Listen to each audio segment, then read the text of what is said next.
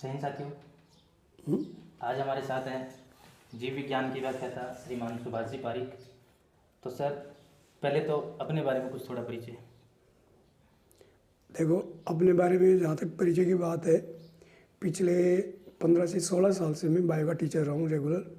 और जहाँ तक संभव है पुराना सिलेबस, नया सिलेबस जो अपने समय में हुआ करता था, उससे आज तक का ये कह सकता हूँ कि लगभग सारी चीज़ें देखी है। रेगुलर बोर्ड के एग्ज़ाम चलते आए हैं, लिए हैं। तो ये एक ऐसी चीज़ है जो जहाँ तक मुझे लगता है एक्सपीरियंस मोस्ट।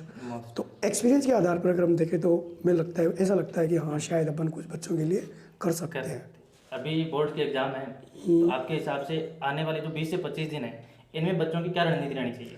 देखो, सबसे इम्पोर्टेंट बात ये है, एग्ज़ाम है। पहली बात तो ये एग्ज़ाम का बर्डन नहीं होना चाहिए। फर्स्ट।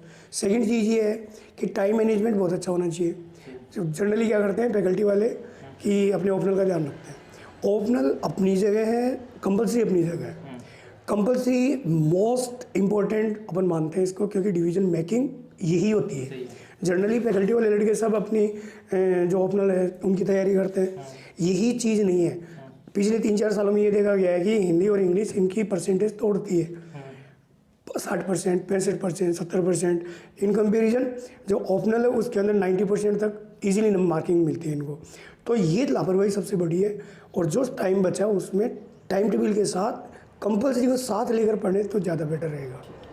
एक जो मतलब बड़ी बड़ी स्कूलों में अपन देखते हैं कि बच्चों को हिंदी और इंग्लिश को तो ऐसे मतलब इस तरीके से मेंटलिटी उनकी कर दी जाती है कि आपको सिर्फ पासिंग मार्क चाहिए, या फिर आपको स्कोर करना हो पीसीएम में करना है या पीसीबी में करना है। नहीं, ये गलत है। वो मेंटलिटी को आप किस तरह से? वो जनरली मैं तो मेरी क्लास में यही कहता हूँ कि आपको इंग्लिश और हिंदी को साथ लेके पूरी साल भर पढ़ना है। आगे एग्जाम के टाइम बर्डन नहीं रहेगी, अपने आप लिमिटेड सिलेबस है, आराम से होगा, कोई दिक्कत नहीं आएगी।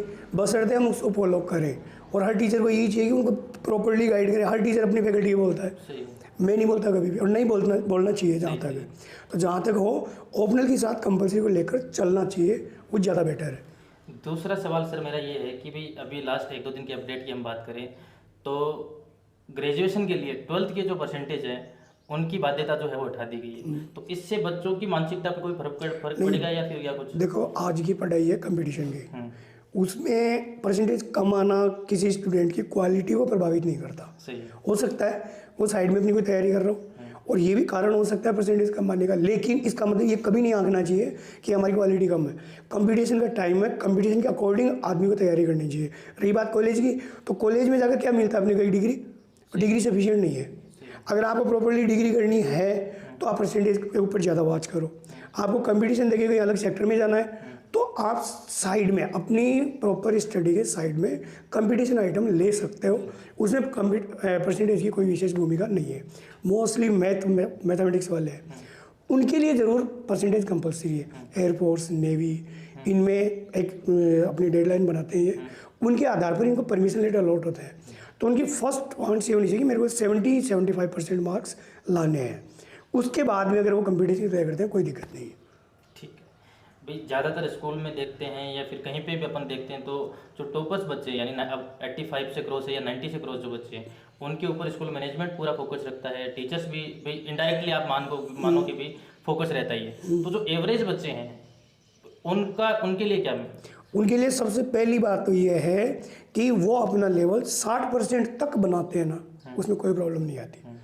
60 से 70, 70 से 80, 80 से 90, ये जो गैप अपन फिलअप करते हैं ना, उसमें उनको थोड़ी एक्स्ट्रा मेहनत की आवश्यकता होती है। सबसे पहले तो संतुष्टि ये होनी चाहिए कि मैं 60% का हकदार हूँ। उसके बाद में 60% का सिलेबस होता है उनका, उसके बाद में वो 5%, 10% धीरे धीरे उसको फॉलोअप करके अपना 70% तक का टारगेट इजीली कर सकते हैं। जैसे जैसे ऊपर चलेंगे वैसे वैसे उनको थोड़ी थोड़ी मेहनत की आवश्यकता और बढ़ेगी, बशर्ते प्रॉपर उनको गाइडलाइन मिलती रहे। दूसरा सर, एग्ज़ाम का जैसे नाम ही सुनते हैं तो वैसे ही पेरेंट्स में भी एक डर का माहौल बन जाता है, बच्चों में भी एक डर का माहौल बन जाता है। तो क्या एग्जाम के नाम से जो डर का माहौल बना वो जायज़ है? नहीं, बिल्कुल गलत है। जहाँ तक पेरेंट्स की बात है, पेरेंट्स को प्रेशर देना ही नहीं चाहिए। पेरेंट्स को प्रेशर नहीं देना चाहिए। बच्चे को बिल्कुल ईजी रखो, ईजी रखते हुए उसकी साइड की जो वांट्स है उनको पूरी करो। आराम से एग्जाम होगा, कोई दिक्कत नहीं है। और बिल्कुल हेल्थी हेल्थी माइंडेड रहो, आराम से नॉर्मल स्टडी करो, एग्जाम को एग्जाम न मानकर स्टडी करो। आई थिंक ये ज़्यादा बेटर है। ठीक है। दूसरा सवाल सर, जैसे एग्ज़ाम के टाइम हर कोई जहाँ भी मतलब रिश्तेदार हो, दोस्त हो, कोई भी जहाँ भी जाएंगे तो बच्चों को एक ही चीज़ सुनने को मिलती है, पढ़ो पढ़ो पढ़ो। अब उनके जो साइड में जो चीज़ें उनको इफेक्ट कर रही है, पढ़ाई है वहाँ तक तो ठीक है, एक बच्चे को पढ़ाई, नींद, इंजॉय, अपनी फैमिली के साथ बैठना, ये सब चीज़ें बहुत ज़रूरी है। पढ़ो पढ़ो पढ़ो वाली ये नीति है ना, ये इतना ज़्यादा प्रेशर बनाती है स्टूडेंट पे। जहाँ तक मेरी सोच है ऐसा करना ही नहीं चाहिए। पढ़ाई का अपना निश्चित टाइम होना चाहिए, उसके अलावा उनको नींद का टाइम होना चाहिए, गेम्स का टाइम होना चाहिए, टीवी भी देखना चाहिए, म्यूजिक भी सुनना चाहिए। उनका अपना एक टाइम टेबल होना चाहिए कि मैं मेरे माइंड को फ्रेश अप कैसे करूँ, ये चीज़ होनी चाहिए। तो शायद वो ज़्यादा ले सकता है। और पूरे दिन भर किताबों की लगना कोई पढ़ाई नहीं होती है। पूरे दिन भर अपन किताब लेके बैठ के लास्ट में अपने रिजल्ट देगा, कितना पाया, समय पूरा खो दिया, पाया कुछ है नहीं, तो उसका कोई मतलब नहीं है।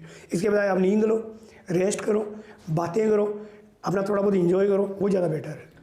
तो अभी जो मान लो बायो के जो स्टूडेंट है, जो 12th पास आउट अभी मान लो इन आने वाले कुछ दिनों में होने वाले हैं, वो अपना भविष्य किस सेक्टर में अपने आप को सिक्योर मान सकते हैं? कि देखो, जहाँ तक बायोलॉजी की बात है, शायद मैं ऐसा मानता हूँ कि शायद ही कोई डिपार्टमेंट ऐसा होगा जिसमें बायो की वांट्स नहीं होती। एक नॉर्मल से नॉर्मल लेके चले अपने एजुकेशन में आप लैब असिस्टेंट बनो, टीचर बनो, BSc BEd करो, ये तो हुई कॉमन बात। इसके बाद में आप मेडिकल सेक्टर में जाते हो, मेडिकल सेक्टर में MBBS फर्स्ट वांट्स होती है, लेकिन उसी को लेकर ये चलना कि मेरा MBBS में सिलेक्शन नहीं हुआ तो मेरी बायो ख़राब है, ऐसा नहीं है। MBBS के अलावा भी जैसे पैरामेडिकल कोर्सेज होते हैं, एक पैरामेडिकल कोर्सेज के लिए आप जो प्रॉपर अपना ऑप्शनल लेते हो, उस ऑप्शनल के अलावा उसमें आपको 4 से 5 साइड के आइटम दिए जाते हैं जिनके ऊपर प्रैक्टिस होती है आपकी। तो पैरामेडिकल कोर्सेज कर सकते हो आप, नर्सिंग कर सकते हो आप डेयरी डिपार्टमेंट में जा सकते हो, पशुपालन में जा सकते हो। आई थिंक मैथमेटिक्स से ज़्यादा बायोलॉजी में काफ़ी ऑप्शन है। फिर रही बात खुद के बिजनेस की, आप D फार्मा कर सकते हो, M फार्मा कर सकते हो, लैब टेक्नीशियन कर सकते हो, ये खुद के बिजनेस से संबंधित है। तो जितना करें उतना ही कम है। बाकी मेरी ये सोच है कि बायो का स्टूडेंट अगर उसे मेहनत करके ग्रेजुएशन करिए तो वो कभी खाली नहीं रह सकता, आराम से अपना व्यापार कर सकता है, अपना परिवार चला सकता है, कहीं कोई दिक्कत नहीं है, बशर्ते मेहनत की आवश्यकता है। दूसरा भाई, हम किसी भी सेक्टर में जाने की बात करें तो हर कोई सजेस्ट हमें कर देगा, इसमें जाओ, इसमें ये होगा, इसमें जाओ, इसमें ये होगा। लेकिन जो आने वाली प्रॉब्लम है, ये जो उनको दिक्कतें जो आगे से 12th के बाद आने वाली है, उनके ऊपर कोई चर्चा नहीं करता। तो सबसे बड़ी दिक्कत हमारी मानसिकता की है। हर कोई ये सोचता है गवर्नमेंट सर्विस होती कितनी है? 2.5%। ऑल ओवर पॉपुलेशन की 2.5% गवर्नमेंट सर्विस होती है। क्या गवर्नमेंट सर्विस ही सब कुछ है? कुछ नहीं है। प्राइवेट सेक्टर में बहुत पैसा है, बहुत बढ़िया स्टेटस है, बहुत बढ़िया बढ़िया कंपनीज है, बशर्ते आपको अच्छा प्लेटफॉर्म मिले और आपको गाइडलाइन अच्छी मिले। तो जो अच्छे अच्छे इंस्टीट्यूट हैं वहाँ आपको पूरी गाइडलाइन मिलती है, कोई दिक्कत नहीं है। और रही बात गरीब तबके के लोगों की, उनको गवर्नमेंट बहुत सुविधाएं दे रही है। आज जो इंस्टीट्यूशन है उनको प्राइवेट सेक्टर में जो थे गवर्नमेंट अपने बेसिस पे चला रही है। अभी थोड़े दिन पहले ही अप्लाई हुई थी कोचिंग के लिए, तो वहाँ पर आपको पूरी गाइडलाइन दी जाएगी। वहाँ जाके आप कंसल्ट कर सकते हो, अच्छे अच्छे इंस्टीट्यूट में कंसल्टेंसी जो फीस लगती है नॉर्मल, वो देके आप अपना सेटअप कर सकते हो कि मुझे क्या करना है। तो एक मात्र गवर्नमेंट सर्विस के पीछे जाना मेरे हिसाब से ये गलत बात है, क्योंकि सेक्टर खूब है, गवर्नमेंट से अच्छा पैसा मिलता है, अच्छा स्टेटस मिलता है, मेडिकल लाइन और प्राइवेट हॉस्पिटलाइजेशन सबसे ज़्यादा है। कहाँ गवर्नमेंट की आवश्यकता पड़ रही है, लेकिन मिलती है, अच्छी बात है। नहीं मिले तो डिमोरलाइज नहीं होना चाहिए। दूसरा सर, ये जैसे मान लो कि एज ए टीचर आपके कोई भी बच्चा जो है, वो कई बच्चों में क्या होता है कि इच्छा शक्ति तो होती है, लेकिन वो अपने आप को उस लेवल पे उस तरीके से मॉडिफाई नहीं कर पाते हैं कि भाई हम इच्छा शक्ति है उनमें, उन पढ़ना भी चाहते हैं, लेकिन उनकी खुद के समझ में नहीं आ रहा कि भाई हमें उन चीज़ों को किस तरीके से लें। तो उसमें आप एज ए टीचर क्या भूमिका निभा सकते हैं? देखो, सबसे पहली बात है टीचर का स्टूडेंट्स के प्रति जो व्यवहार है ना, वो टीचर स्टूडेंट न होकर, मेरा मानना है फ्रेंडली रिलेशनशिप होना चाहिए। फ्रेंडली रिलेशनशिप में स्टूडेंट अपनी भावनाओं को टीचर के सामने रख सकता है। पहली बात, जब तक बच्चा अपनी भावनाएं नहीं रखेगा आप उसका सोल्यूशन नहीं दे सकते। ठीक है, टीचर की अपनी मर्यादा है, स्टूडेंट की अपनी मर्यादा है, गैप है, मर्यादित गैप रखना चाहिए, वो अच्छी बात है। लेकिन जब तक हम बच्चे की भावना नहीं समझेंगे उसको संतुष्ट कैसे करेंगे? स्टूडेंट अपनी ट्यूनिंग पे आ गया फिर मेरा भी जहाँ तक मानना है उसको कोई प्रॉब्लम नहीं आएगी। पहले उसकी आपको मेंटलिटी जांचनी होगी, उसका लेवल चेक करना पड़ेगा, लेवल के अनुसार थोड़ा थोड़ा प्रेशर देकर उसको आप बढ़ा सकते हो, तब तो वो हर चीज़ को ले सकता है। डायरेक्टली अगर अपन थोपते हैं तो मुझे नहीं लगता कि वो ले पाएगा, वो डिप्रेशन में आएगा और उसका सारा शेड्यूल बिगड़ जाएगा। ठीक। एक जो एज ए टीचर, जैसे मान लो कि इंस्टीट्यूट की नज़र में तो भाई जो भी टीचर है वो टॉप रैंकर जो हैं उनकी क्या नंबर लेके आ रहा है, वो उस हिसाब से वो टीचर की योग्यता को आंकते हैं कि कौन से टीचर कितना इफेक्टिव है, तो कितने बच्चों के हाईएस्ट नंबर लेके आ रहे हैं। लेकिन एक टीचर की भूमिका में अपने को आखिरी जो बच्चा है आखिरी बेंच पे जो बच्चा बैठा हुआ है, तो वहाँ तक अपनी बात पहुँचाने के लिए देखो क्या एफर्ट लगानी। जो इंटेलिजेंट है, इंटेलिजेंट को तो आप वैसे नहीं रोक सकते, ठीक है टीचर की हेल्प होती है उसमें, लेकिन टीचर से ज़्यादा उस बच्चे में खुद में एबिलिटी है, वो क्रिएटिव सोच का स्टूडेंट है, वो तो लाएगा। तो टीचर की क्वालिटी को टॉपर्स को लेकर आई थिंक कभी नहीं आंकना चाहिए। एक क्लास में 100 स्टूडेंट है, 30% ऐसे स्टूडेंट जो 90+ आ रहे हैं, बाकी मिडिल में 10% ऐसे हैं जो सिर्फ पासिंग मार्क्स ला रहे हैं।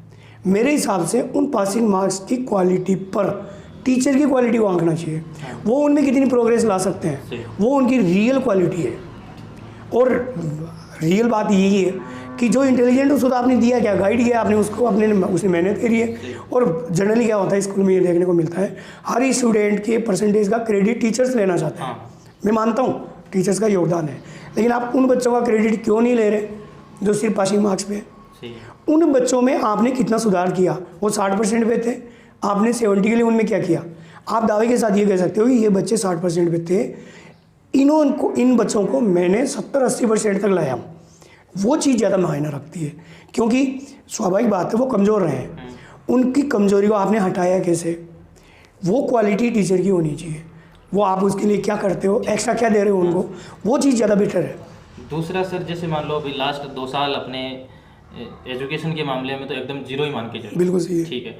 तो ये जो गैप 2 साल का लगा है, इस गैप के अंदर जो बच्चे हैं, विशेष रूप से 9 से 12 के जो बच्चे हैं, उनकी मेंटेलिटी जो है उनके ऊपर बहुत बड़ा इम्पैक्ट पड़ा है। देखो तो उससे लेकर पेरेंट्स और बच्चों के बीच जो कम्युनिकेशन होना चाहिए उनमें कहीं ना कहीं गैप बना है, तो उसको आप किस तरीके से देखते हैं? देखो ये जो कोरोना का पीरियड गया है ना 2 साल का, ये मैं मानता हूँ कि एजुकेशन के लिए, पढ़ने वाले बच्चों के लिए और जो ऑलरेडी कमज़ोर थे उनके लिए तो हानिकारक है ही, पढ़ने वाले बच्चों के लिए भी नुकसानदायक रहा है। और जैसे मान लो पेरेंट्स के बीच में और बच्चों के बीच में जो गैप बना हुआ, आज पेरेंट्स छोटी छोटी चीज़ों को लेकर हम कंप्लेन भी बच्चों की देखते हैं, तो और ये भी वास्तविकता भी ये है कि बच्चा जो है वो बड़ों से थोड़ा सा डिस्कनेक्ट हुआ है। बिल्कुल हुआ है। तो इसको आप वापस उसी देखो कुछ, मैं हालांकि नहीं, मैं खुद भी पेरेंट्स हूँ, आप भी पेरेंट्स हो। पहली बात तो ये है कि पेरेंट्स को कभी भी, एक टीचर के सामने जो बच्चे बैठते हैं ना, वो सब बराबर होते हैं, उनमें कोई इंटेलिजेंट नहीं होता, कोई कमज़ोर नहीं होता। अगर एक टीचर किसी बच्चे को कुछ डांटता भी है तो उसमें टीचर का क्या स्वार्थ होता है, वो बच्चे का ही स्वार्थ है। तो कुछ अभिभावक ऐसे होते हैं जो इन बातों को अदरवाइज लेकर जाते हैं, मेरे बच्चे को क्यों कहा, मेरे बच्चे को ये कहा।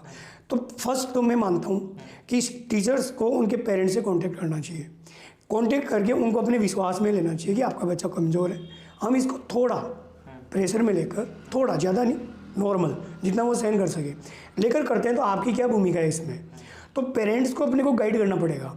पेरेंट्स की भी ये ड्यूटी बनती है कि वो अपने इंस्टीट्यूशन में आकर बच्चों की रिपोर्ट्स लें।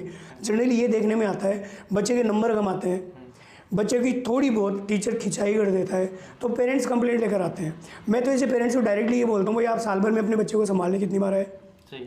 एक स्कूल मैनेजमेंट होता है, वो बच्चे को या बच्चे के पेरेंट्स से जुड़ा होता है। आज बच्चा स्कूल नहीं है, उसको हम इन्फॉर्म करते हैं, रिप्लाई क्या मिल रही है, वो कितने अपने बच्चे के प्रति लापरवाह हैं या बच्चे से अपना अफेक्शन रखते हैं, पढ़ाई के प्रति कितने सजग है। ये चीज़ सबसे ज़्यादा मायने रखती है। गाइडलाइन मिलती है घर से, घर का माहौल कैसा है, आप बच्चे को पढ़ने का टाइम दे रहे हो कि नहीं दे रहे हो, आप बच्चे के टीचर से कितना कॉन्टेक्ट करते हो। ये अगर एक पेरेंट्स बच्चे के टीचर के कॉन्टेक्ट में रहते हैं ना, तो शायद बच्चे के लाइफ में कोई कमी नहीं रहेगी। बच्चे होते हैं, उनका फाउंडेशन घर का ज़्यादा इंपॉर्टेंट है, स्कूल तो सेकंड नंबर पे आती है। अगर घर का माहौल सही नहीं है, बच्चे के प्रति पेरेंट्स खुद लापरवाह हैं, तो एक अकेला टीचर क्या कर सकता है। फिर भी वो अपने एफर्ट्स करता है, एफर्ट्स करने के बाद में परिणाम आता है नेगेटिव। वो ऐसे आता है, सर बच्चे को आपने ये बोल दिया, वो बोल दिया, ये नहीं करता, वो नहीं करता, तो भैया आपने क्या जिम्मेदारी निभाई। तो मेरा जहाँ तक मानना है, अकेला टीचर और अकेला पेरेंट्स और अकेला स्टूडेंट कुछ नहीं कर सकता। इन तीनों का जहाँ तक सामंजस्य नहीं होगा, उस बच्चे का रिजल्ट नेगेटिव रहेगा। ठीक है। अभी जैसे मान लो परीक्षा का टाइम चल रहा है, तो टीचर अपना पूरा 100% दे रहे हैं, बिल्कुल। और कैसे बच्चों को ज़्यादा से ज़्यादा चीज़ें बच्चों तक पहुँचे, उसको लेकर बच्चा है जो स्टूडेंट है वो भी पूरा अपना टाइम दे रहा है पढ़ाई को लेकर। तो ये तो दो तो हैं वो अपना। अब इस परीक्षा के टाइम में, एग्जाम के टाइम में अभिभावक की क्या भूमिका होनी चाहिए? आगे आने वाले जो 20 से 25 दिन है उसमें अभिभावक की क्या देखो, भूमिका? सबसे इम्पोर्टेंट अभिभावकों की है बच्चे को मेंटली मेंटली संतुष्ट करना। अगर बच्चा मान लो कमजोर भी है तो उसको मोटिवेट करना चाहिए, न कि उसको डिप्रेशन में लाना चाहिए। एग्जाम के बीच जो टाइम पीरियड है, दो दिन का, 3 दिन का, तो उनमें जो पढ़ाई का जो मेथड होना चाहिए वो किस प्रकार होना? देखो, सबसे पहले मेथड तो अभी जैसे एग्जाम में 15-20 दिन बाकी है, ये टाइम जो है ना, इस टाइम में बच्चे मिसगाइड ज़्यादा होते हैं। यही तो। कैसे? फिजिक्स को लेकर बैठ गए फिजिक्स की फिजिक्स पढ़ रहे हैं, केमिस्ट्री को लेकर बैठ गए केमिस्ट्री, बायो को लेकर बैठ गए बायो, क्योंकि हर टीचर अपनी सब्जेक्ट की कहता है। मेरा ही मानना है, हर टीचर को सब सब्जेक्ट की बोलनी चाहिए। वे स्टूडेंट जो अपना जैसे स्कूल का टाइम टेबल होता है उसके अकॉर्डिंग अपना घरेलू टाइम टेबल बनाकर जो पढ़ेंगे वो सबसे ज़्यादा स्कोरिंग लाएंगे। नहीं, एग्जाम जैसे मान लो इंग्लिश का एग्जाम हो गया, फिजिक्स का हो गया, एक मिनट। तो पहली बात तो ये जो टाइम एग्जाम शुरू होने तक का है उसमें टाइम टेबल लेकर जब चलेंगे तो आई थिंक सब सब्जेक्ट की प्रॉपर्ली तैयारी उनकी होगी। फिर आपके सामने फर्स्ट पेपर आ रहा है इंग्लिश का। इंग्लिश के पेपर के 3 दिन पहले बाकी स्टडी को छोड़कर उनको प्रॉपर सब्जेक्ट को पकड़ लेना चाहिए। इंग्लिश का पेपर गया, अपना अच्छा गया, जैसा भी गया, आपको घर आके मैच करने की कोई आवश्यकता नहीं है। जनरली स्टूडेंट की आदत होती है कि वो घर आएंगे अपने पेपर को मैच करेंगे, कोई क्वेश्चन गलत हो जाता है वो डिप्रेशन में चले जाते हैं। क्यों करते हो? चेक जो हो गया वो हो गया, बात खत्म। इससे अगला पेपर तो आपका ख़राब नहीं होगा ना। अब जो आपके मान लो 3 दिन की छुट्टी है, 4 दिन की छुट्टी है, मेन आपका क्वेश्चन वो है, उसमें आपको ऐसा नहीं करना है कि मेरे ये बचा हुआ है। उन 3-4 दिन में आपको वापस अपने बुक्स को 0 से लेकर 100 तक लेकर जानी है। तो बच्चा उसमें टाइम नहीं लगता है क्योंकि बच्चे की तैयारी है। तो जैसे जो पॉइंट उनका कंप्लीट आएगा उसमें उसको रफली ज़रूर देखना। जनरली बच्चे लापरवाही करते हैं कि ये तो मेरा क्लियर है, मुझे इसको देखना ही नहीं है, और वहीं जाकर वो अटक जाते हैं। तो मेरा ये मानना है कि 0 से लो 100 तक पहुँचो। जो पेपर उनका, जो पार्ट उनका तैयार है उसमें तो वैसे ही टाइम नहीं लगना है। जो तैयार नहीं है, जो नहीं हो रहा उनसे, उसको एक बार ड्रॉप कर देना चाहिए, क्योंकि जो ड्रॉप पॉइंट है उसकी वजह से बाकी की उनकी तैयारी इफेक्टिव होती है। तो उसको एक बार ड्रॉप कर दो, बाकी का जो सिलेबस है उसको एक बार वेल कंप्लीट कर लो। अब जो आपके पास टाइम बच रहा है उसमें जो आपने ड्रॉप किया उसके लिए कोई मेथड निकालो, टीचर से कांटेक्ट करो, अपने गार्जियन से कांटेक्ट करो, और उसमें जितना आप ले सकते हो, पा सकते हो, वो ओढ़ लो। वो आपका परसेंटेज मेकिंग होगा। आप जैसे मान लो कि एक फैमिली में भी अच्छी खासी भूमिका रखते हो, परिवार में भी और स्कूल से भी जुड़े हुए, तो कहाँ ज़्यादा आपको मुश्किलों, चैलेंजिंग कहाँ? Education sector as a teacher, एक परिवार के सदस्य के रूप में आपको ज़्यादा समस्याओं का सामना करना पड़ता है, या फिर एक देखो, ये दोनों बातें जिम्मेदारी की है। हाँ, दोनों जिम्मेदारी की है। बात है। परिवार में अगर आप जिम्मेदार नहीं बनोगे तो आपका परिवार नहीं चलेगा। टीचिंग लाइन में आप अगर जिम्मेदार नहीं हो तो आपकी टीचिंग लाइफ खराब होगी, प्लस बहुत सारे स्टूडेंट आपसे जुड़े हुए हैं, उनका भविष्य खराब होगा। तो देखो, टीचर की भूमिका ऐसी होती है कि उसको परिवार भी चलाना है और अपने बच्चों को भी संभालना है, दोनों चीज़ें हैं। तो मेरा जहाँ तक मानना है, स्कूल का जो टेंशन है, बच्चों का जो टेंशन है, वो स्कूल बाउंड्री तक होना चाहिए। अगर आप स्कूल का टेंशन, आज ये हुआ, आज वो हुआ, बहुत सारी कंडीशंस आती है, वो अगर आप घर पे लेके जाते हो तो घर का आपका सामाजिक जीवन है वो इफेक्टिव होगा। पारिवारिक जो आपकी टेंशन है वो आप अगर स्कूल में लेकर आते हो, बच्चों के ऊपर थोपते हो, तो उससे बच्चे भी डिस्टर्ब है, आप खुद भी डिस्टर्ब हो, आप अपने प्रॉपर पैसे से भटक रहे हो, प्रॉपर उद्देश्य से भटक रहे हो। मेरा जहाँ तक मानना है, देखो, टीचर की मैच्योरिटी इसी में है, वो स्कूल को स्कूल समझे, वहाँ किसी प्रकार की पारिवारिक हस्तक्षेप नहीं हो, वो अपना अलग परिवार है एक। और परिवार में जब आप जाते हो तो वहाँ आपकी कॉमर्शियल लाइफ नहीं है, वो आपकी सोशल लाइफ है। वहाँ आप किसी भी सोशल एक्टिविटीज़ को नहीं आने देते हो, ये सबसे बड़ी मैच्योरिटी है। और मैं ये मानता हूँ हर टीचर में ये मैच्योरिटी होनी चाहिए। दोनों जिम्मेदारियाँ हैं, दोनों जिम्मेदारियाँ अपनी जगह सबसे ज़्यादा इंपॉर्टेंट है। अगला, जैसे मान लो हमने बात की भी क्या क्या हमें करना चाहिए, पेरेंट्स को क्या करना चाहिए, बच्चों को क्या करना चाहिए, टीचर्स की क्या भूमिका होनी चाहिए। तो अब मैं ये जानना चाह रहा हूँ कि कौन सी चीज़ों से हमें एग्ज़ाम टाइम के हमें बचना चाहिए, कौन सी चीज़ों से बच्चों को बचना चाहिए, और कौन सी चीज़ें जो हैं, कौन सी बातें ऐसी हैं जिनसे पेरेंट्स को भी दूरी बना के रखनी चाहिए। देखो, एक तो सबसे इम्पोर्टेंट बात क्या नहीं करना चाहिए उसके ऊपर बात करें तो मेन बात तो ये है कि सबसे पहले तो हम साल भर बच्चों को देखते हैं, पेरेंट्स भी ज़्यादा उनको वॉच करते हैं कि अपने बच्चे की सोसाइटी कैसी है, किन बच्चों के कांटेक्ट में आ रहा है वो।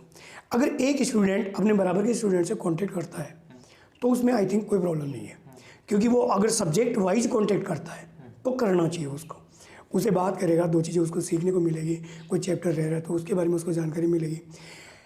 बचना किससे है? बचना उनसे ऐसी एक्टिविटीज़, फॉर एग्जांपल शादी ब्याह का मौसम होता है, हम अननेसेसरी अपने बच्चों को फ्री कर देते हैं, वहाँ जाएगा, मूड उसका है वो थोड़ा कन्वर्ट होगा, चेंज होगा, वापस पढ़ाई पर आएगा, वापस उसको सेटअप करने में टाइम लगेगा। तो क्यों ना ऐसे परिवेश से बचा जाए। एक बात, सोशल एक्टिविटीज़ हमारे समाज में होती रहती है, तो जहाँ तक संभव हो ये सोशल फंक्शंस है, एक्टिविटीज़ हैं, इनसे शायद दूरी बनाकर रखें तो इन आने वाले 1 महीने के लिए लाभदायक होगा। क्यों? एग्ज़ाम के बाद में अपने पास बहुत टाइम है, आराम से सोशल एक्टिविटीज़ में भाग लो। अगर 1 महीने छोड़ भी देंगे तो क्या प्रभाव पड़ने वाला है? ये तो चलती रहती है, सामाजिक जीवन है, सब कुछ चलता है। ऐसी चीज़ों से उसको बचा कर रखना है। थर्ड, एक डिप्रेशन बच्चे के ऊपर ऐसा होता है कि वो प्रॉपर्ली सो नहीं पाता, उसको क्या खाना है, क्या पहनना है, कैसे उसको अपना घर में अपना सेटअप करना है पढ़ाई को लेकर, वो जो नेगेटिव जो बातें हैं उनको एक स्टूडेंट के पास आने ही नहीं देना है। जनरली हम देखते हैं शाम के टाइम अड़ोस पड़ोस के 2 आदमी आकर बैठ गए, तो पेरेंट्स की सबसे बड़ी जिम्मेदारी ये है, आप अपने बच्चे को उस माहौल से हटाओ, उसको अलग उसकी ऐसी व्यवस्था करो जहाँ समाज परिवार के लोगों की बातचीत है, जो भी अपने पारिवारिक माहौल है उसका इफेक्ट नहीं पड़े, उसका ध्यान सिर्फ और सिर्फ पढ़ाई पे रहे। आप बराबर कांटेक्ट में रहो। बच्चा रात को लेट तक पढ़ता है, उसको अकेला मत छोड़ो, उसको बार बार उठकर संभालते रहो, उसको खाने पीने की व्यवस्था रखो, जैसे घर में जो भी उपलब्ध है। तो बच्चे को ये मत कहो कि तू पढ़ता ही रहे, लेट आवर्स तक पढ़ता है, अच्छा मौसम है, नाइट अच्छी चलती है, अभी मच्छर मक्खी वगैरह की कोई प्रॉब्लम नहीं है, मौसम न गर्म है न ठंडा है, ये बहुत बढ़िया कंडीशन है पढ़ने की। इसमें एक गार्जियन अपने बच्चे को बहुत कुछ दे सकता है, बार बार संभालना, मोटिवेट करना, बेटा उठ, थोड़ा घूम ले फिर ले, रिलैक्स हो जा, उसको भूख लग रही है, उसको दूध पिलाना है, उसको कुछ न्यूट्रिएंट्स देने हैं, ये चीज़ें बहुत ज़्यादा काम करती हैं। तो जो एनर्जी हमारी एक्सपेंडिचर हो रही है वो बननी भी ज़रूरी है। पूरा पढ़ाई करना सब कुछ नहीं है, आपने उसको दिया क्या, ये चीज़ ज़्यादा महत्व रखती है। खाने पीने का सबसे इम्पोर्टेंट बात जो आज के मौसम पर है, कन्वर्टिंग मौसम है, बीमारियाँ ज़्यादा होती हैं, तो बच्चे को आप ऐसा माहौल प्रोवाइड मत करवाओ कि वो बीमार हो। एक बार बीमारी होने का मतलब है पूरा उसका सिस्टम बिगड़ना, फिजिकली, मेंटली, और फिर प्रेशर बढ़ेगा। तो बीमारियों से बचते हुए एक बढ़िया एनवायरनमेंट उसको मिले, इसके लिए पेरेंट्स को कुछ भी करना पड़े तो वो कर लेना चाहिए, मेरी सोचिए। दूसरा सर, जैसे मान लो आज अपन देखते हैं कि नॉर्मली यदि पेरेंट्स बच्चों को कुछ कोई भी काम के लिए बोलते हैं, कोई भी बात बोलते हैं, तो वो नॉर्मली इग्नोर कर देता है, और पेरेंट्स यदि बार बार उसी बात को रिपीट करते हैं वो या रोका टोकी करते हैं तो बच्चे का जो स्वभाव है वो चिड़चिड़ा हो जाता है, और आराम से जो पेरेंट्स बोलते हैं तो वो उस चीज़ को कवर नहीं करता है। तो ये दोनों परिस्थितियां हैं, इनमें सुधार कैसे लाया जा सकता है? एज ए टीचर की जो भूमिका होती है, टीचर की तरफ एक स्टूडेंट भी आस लगाए बैठा रहता है कि मेरी समस्या का समाधान करेगा, पेरेंट्स हैं वो भी ऐसे आस लगा के बैठे रहते हैं कि मेरी समस्या का समाधान करेगा। देखो ये एक्चुअली जो बच्चे का फाउंडेशन होता है घरेलू, वहाँ से शुरू होती है, और जब तक बच्चा 12th क्लास तक आता है, ये एज ऐसी होती है, टीनी एज बोलते हैं इसको, इसमें बच्चे में ईगो ज़्यादा होता है। वो ईगो आया क्यों? सबसे पहली बात तो आया क्यों? तो ठीक है, जिन समय निकल गया वो अलग बात है, आज भी अपन पेरेंट्स से भविष्य में भी रहेंगे। तो मेरा जहाँ तक मानना है, बच्चे को अपनी घरेलू एक्टिविटीज़ होती है, थोड़ा बहुत काम ग्रामीण परिवेश में खेती का है, मार्केट का काम है, उनको थोड़ी थोड़ी जिम्मेदारियाँ बच्चों को देनी चाहिए। उससे क्या होगा, वो प्रॉपरली सोशल फ्लो में आएंगे। पहली बात, उनको इतना प्रेशर भी नहीं देना कि भैया खेती है, तू जाके खेती संभाल, तो अपना प्रॉपर जो पढ़ाई का काम वो कब कर पाएगा। उनको इतना ही दो जितना वो पढ़ाई के साथ साथ कर सके। खाली टाइम होता है, उस पर थोपो मत, खाली टाइम होता है, जो काम आप उसको दे रहे हो उसके प्लस माइनस बच्चे को समझाओ ना, कहाँ दिक्कत है। तो बच्चा दोनों जिम्मेदारियाँ फॉलो अप कर सके, ऐसा माहौल अपने को बनाना पड़ेगा। एक बच्चे के अंदर जो ईगो है, क्यों है, क्या कारण है, उसकी भावनाएं क्या है, सोच क्या है, वो नीचा समझता है अपने आप को या करना नहीं चाह रहा, वो चीज़ें अपने को देखनी पड़ेगी। और ये चीज़ें अचानक से नहीं थोपी जा सकती, बच्चे को सज़ा नहीं देनी चाहिए, समझाइश करके उसको अपने आप में एडजस्ट करना चाहिए, ताकि वो परिवार के साथ बढ़िया तालमेल से अपना जीवन व्यतीत कर सके। तो लास्ट आपका ये सवाल कि भी ये जो परिस्थिति है वो और प्लस पढ़ाई, दोनों ही मुद्दों बिल्कुल आवश्यक है। दोनों ही मुद्दों पे आप पेरेंट्स को और बच्चों को क्या मैसेज देना चाहिए? देखो बच्चों के लिए तो अभी सबसे बड़ी जिम्मेदारी है अपनी स्टडी। एग्ज़ाम टाइम है, स्टडी उनको करनी है। मेन उद्देश्य उनका एम जो है वो यही है। अभी टाइम बचा है कम, तो मेरा जहाँ तक मानना है, पेरेंट्स से यही अनुरोध करूँगा कि बच्चों को पारिवारिक जिम्मेदारियाँ इस समय न देकर थोड़ी बहुत तकलीफ बच्चों के लिए वो खुद उठा लें, तो मेरे हिसाब से बेटर है। क्यों? बच्चे के लिए, बच्चे को पढ़ा क्यों रहे हैं? उसकी लाइफ बनाने के लिए। उसकी लाइफ बनाने के लिए एक पेरेंट्स पूरी ज़िंदगी भर स्ट्रगल करता है। थोड़ा बहुत इस महीने 1.5 महीने में पेरेंट्स को अगर ज़्यादा स्ट्रगल करना पड़े, और करना भी चाहिए, तो मेरे हिसाब से ये ज़्यादा लाभ के लिए थोड़ी आनी है, कोई दिक्कत नहीं है। रही बात बच्चों की, बच्चों को इस टाइम सिर्फ और सिर्फ अपनी पढ़ाई, अपना स्वास्थ्य और अपने टीचर्स और अपने सीनियर्स जो उनकी मदद कर सकते हो उनसे कांटेक्ट रखना आई थिंक सबसे बेटर है। बहुत बहुत धन्यवाद सर आपका। आपने और लास्ट में मैं बच्चों को ये कहना चाहूँगा कि देखो आपका भविष्य आपके पास है, आप ही हो। गार्जियन पैसा लगा सकते हैं, पैसा दे सकते हैं, सभी अमीर नहीं होते, बहुत सारे गरीब भी होते हैं, वो कैसे मैनेज करते हैं। एक बार उनकी भावनाओं को अगर आप समझो तो मेरे हिसाब से आपको लाइफ में टीचर की आवश्यकता